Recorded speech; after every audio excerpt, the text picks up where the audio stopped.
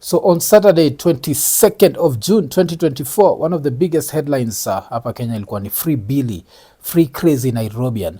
Na hii story ilikuwa so big that it was covered even by the mainstream stations from Citizen to Akina Nation. And this was interesting to see, to see like such stations cover a tweet, unajua, ama mse wa kutweet. Like that's the level that social media has taken things. Like Twitter has become so big that even someone like Crazy Nairobian akishikwa tuna feel like a politician has been arrested, like a leader has been arrested. And as soon as that happened, of course, the things zikaanza za Free Billy. And one of the people, of course, I have to shout out ni Osama Otero. Osama Otero na Billy, Crazy Nairobians, they have really tight friends. So he did space. Now the space ilikuwa good morning. Where is Crazy Nairobian? Na hiyo go wild kabisa, like over 55,000 people joined. Saizi nasemekana because at some point it was over 60,000 people joined. And part of it was even the politicians, like Murkomen alijoin. Dennis Itumbi seems like he accidentally joined using the president's account. And that happened. And so the story was Free Billy, Free Billy. Billy was finally released. But before I even talk about Billy, because I had a conversation with Billy, but before I talk about the details that he told me and before I tell you the reason why hajatokea hapa yeye mwenyewe physically, ama hatujaongea through video call na nikarecord, ndakuambia hiyo, but still have to say Free Japrado. Japrado ni Dr. fulani anaitwa Dr. Austin Omondi, na by the time I'm recording this, yuko somewhere. Ajua he was abducted by the Kenya police. No one knows where he is. And all tunaweza sema ni Free Japrado ama Free Dr. Austin Omondi. Now, back to the conversation ili have na Billy. So I was trying to understand first of all how he was arrested. So anasema alikuwa tu kijani, walikuwa na demu yake, alafu yes, as usual, you hear knock on the door and these people show up. And when they show up, they identify them as police na wanasema wanataka kumchukua. So sasa alikuwa na chill kwa keja. Unajua kwa keja yako, you're free. So you're just going to have your short, your t-shirt. Yuko kejani. So what happened? They just grabbed him hivyo. Short na ile t-shirt alikuwa amevaa. Alafu the next thing that they did is they took another t-shirt yake wakamfunga sura. Then after kumfunga uso, that is, they just threw him into the car. And after throwing him into the car, so walimwisha kwa hiyo seat ya nyuma. So akaikuwa katikati, one officer was on this side, the other officer was on this other side, walikuwa mem-sandwich, and they just started driving. Alafu kumbuka umefungua macho na t-shirt and you don't know where you're going. And according to him, they drove for so long that he thinks that they went outside Nairobi. Alafu, if you remember the conversation we had with Robert Alai alikuwa nasema the way Kenyan cops like playing this like mental game with you, where they take you to places and they try to show you that they are going to kill you or they are going to finish you off. So what happened with him is walikuwa wanaenda and then they reached the place where they were going. Alafu wakasema hapa si tumefika kwa kahawa. Sisi tumefika kwa kahawa, si huyu mtu tumalizia hapa. Huyu jamaa tunaweza mmalizia hapa haraka haraka. Afu kwambia toka kwa gari. So najua now by then he's scared because he does not know where he is. And you just start now begging for your life. So he didn't tell me specifically he was begging for his life, but I know that would be like the natural reaction when these people tell you that wanaenda kukumaliza. Then the next thing that he had is wamemgrab tu bado, hajatoa ile nini kwa macho, and they went with him to some place. Na hiyo place anasema according to him it was in the underground. So wakateremka chini, alafu akaenda hapa amerushwa kwa room fulani. Kumbuka, he just has a t-shirt and he has his shorts. I don't know why I didn't ask him about shoes, but now he was left in this room and the room was cold. So unajua ile like ni usiku, you've been grabbed at night. Ni usiku, you've been told that hawezi toa ile nini, but apart from being told that, alikuwa amefungwa mikono mbili zote ziko zimefungwa nyuma, alafu sasa macho umefungwa, so you can't see anything. And they let him just stay like that for the whole night. But now the messed up thing is you don't know it's the whole night. So of course you're scared. When you're scared you won't sleep. So of course hakuweza kulala. The only thing you are shivering because place yenyewe anasema like when he could touch, of course una wiggle hivi. So you wiggle, unaguza hivi, una notice chini ni tiles na ziko baridi kabisa.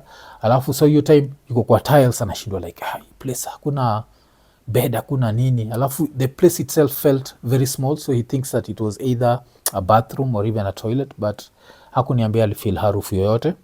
So in the morning ama when it's during the day, they show up and the interrogations start happening. So during the interrogations, what they were asking him is who's funding the protests, and they were saying and they were insisting that they know there's a politician funding the protests. So wanawambia that these protests are not funded. These protests are just people who are angry and people want change. People are tired of the government misusing money, but they were insisting we tuambie ni nani.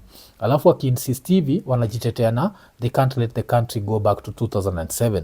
And of course Billy is young, too young to know what happened in 2007. But what happened in 2007 has nothing to do with what's happening right now. In 2007, it was about elections, and it was also tribal violence. This is not tribal violence. Yeah? Like 2007, maocha zilichomeka. Like people were getting attacked in their homes. This is protests that are peaceful and that are happening in the middle of town. So I also feel like it's very dishonest for the police to pretend that they are trying to save us from 2007. So hiyo ndio kitu ili happen. So now they question him. He says he does not know anything. Then they took him back, and then wakasema like wacha, there's a certain thing they used about it, like wacha ende meditate or something. There's a word that he used hapo. Alafu baadaye they came for him, and the time they came for him still he's now shivering kabisa. Unajua limefika ile level like umepelekwa kwa nini, you've not slept the whole night, you don't even know what time it is, and so they come tena wanapata he's shivering. They still want to question him the same stupid questions ile walikuwa wamemuuliza, but this time because now he's super shivering, what they did is they gave him a cup of tea. Alafu after kumpatia cup of tea, they wakamtoa mikono kutoka nyuma wakaleta mbele, and now he could hold the cup. Wakamake sure amepush t-shirt just high enough for him to have his mouth, so all he could do was this. But in the process pia akifanya hivi alikuwa anatry kuangalia aone if he could see anything, na akaona pia wall ya that small room, the wall was also tiles. That's why it looks like ilikuwa bafu, because unajua vile utengezaga bafu zikiwa hivi. So during that time, of course they're still questioning him, still asking him like, now tell us the truth, if you don't want tukumalize, tell us the truth. And he kept telling them that hakuna kitu yote, no one is funding us. Najua this is just spontaneous, there is no leader, it's just the Kenyan youth have come up and they've said we need better, najua governance, we need better accountability, we need what. And then they started telling him like apart from wewe tunatafuta pia best yako Osama. They told him even the way they nearly grabbed Osama kwa protests za Thursday, but they could not grab him because the crowd was there, na walikuwa wanaogopa the crowd would beat them up. So this, I found this to be interesting, that makarao wenyewe pia wanaogopa like the public will beat them up. So even one of the reasons why they just stayed with him, so all this time for over 24 hours, try kuimagine umefungwa macho, haujui time because you've been in darkness this whole time.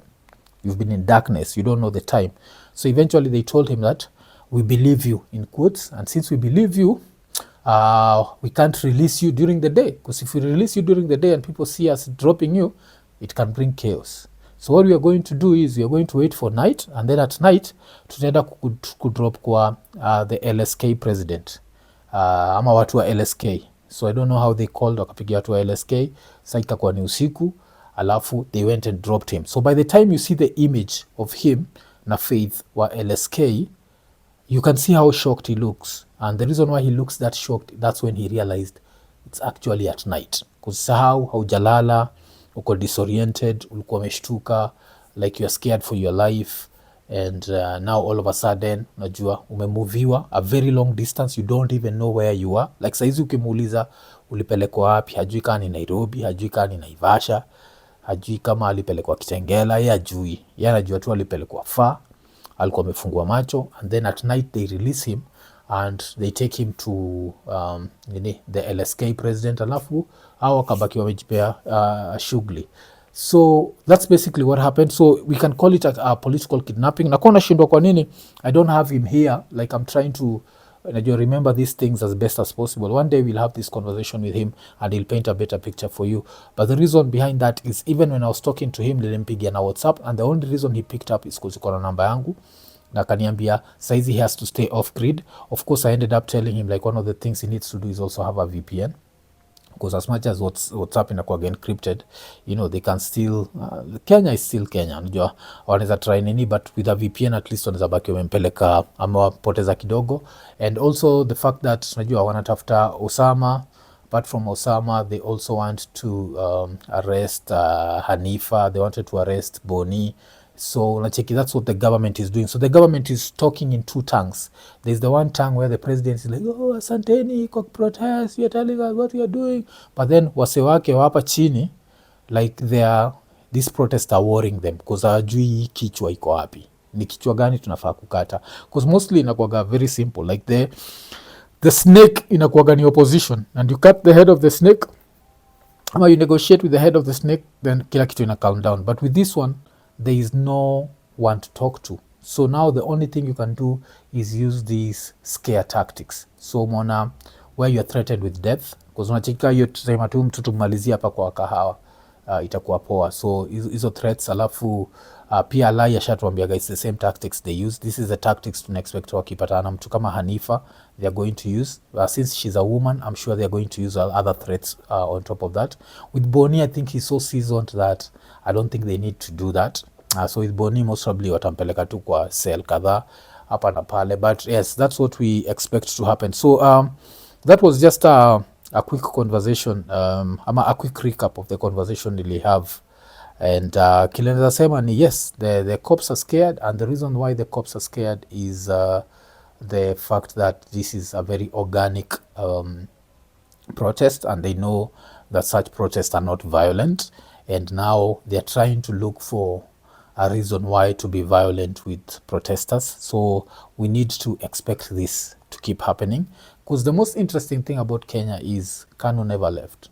Never forget that. A lot of people lie to themselves that KANU left, but our president learned from Moi, and so some of those tactics you have to understand. The only difference is Moi hakukuwa na social media, and that's now with Nani kuna social media. That's why like when crazy Nairobian is kidnapped, we can scream on the internet. When Dr. Austin Omondi Japrado is kidnapped or abducted, we can scream on the internet. But now the president and also the government needs to be careful, because when you see even someone like Butita has come out, and Butita has come out and said he rejects the finance bill because he sided with the people, because the people hold all the power.